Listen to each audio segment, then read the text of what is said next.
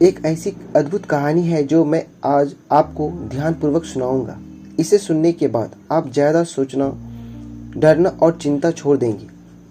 आप लोगों का मन खुशियों से और प्रसन्नता से भर जाएगा।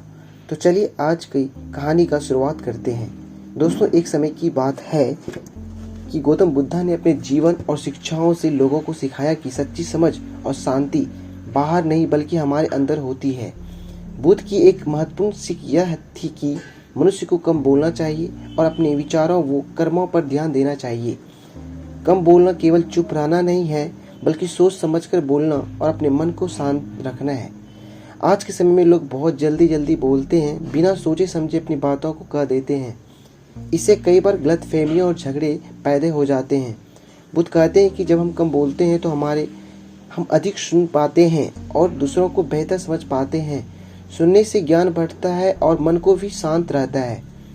कम बोलने से व्यक्ति अपने विचारों पर नियंत्रण करना सीखता है।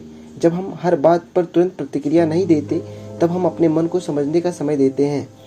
इससे गुस्सा कम होता है और धैर्य बढ़ता है। धीरे धीरे यह आदत हमारे व्यक्तित्व को बदलने लगती है। बुद्ध ने यह भी कहा है कि वाणी ऐसी होनी चाहिए जो सत्य हो, मधुर हो और दूसरों के लिए लाभदायक हो। इसलिए हमें बेकार की बातें, झूठ और कठोर शब्दों से बचना चाहिए। अगर हमारी बातें किसी को दुख पहुंचाती है तो बेहतर है कि हम थोड़ी देर चुप रहें और सोचकर बोलें। कम बोलना आत्मनियंत्रण का एक अच्छा अभ्यास है। इससे व्यक्ति अपने अंदर झांकने लगता है कि अपनी कमजोरियों को समझ पाता है। जब हम खुद को समझते हैं तभी हम अपने जीवन में सही बदलाव ला सकते हैं। इस प्रकार बुद्ध की यह सीख कि कम बोलो और ज़्यादा समझो आज भी उतनी ही महत्वपूर्ण है। यदि हम अपनी वाणी को नियंत्रित करें, सोच समझकर बोलें, तो हमारा जीवन अधिक शांति, संतुलित और समय और सफल बन सकता है। कम बोलना हमें विनम्र बनाता है और ये सच्ची परिवर्तन की शुरुआत है।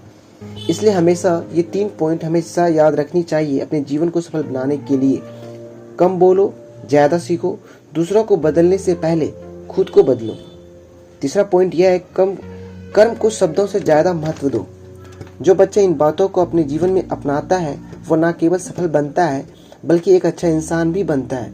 यही भगवान बुद्ध की सच्ची प्रेरणा है।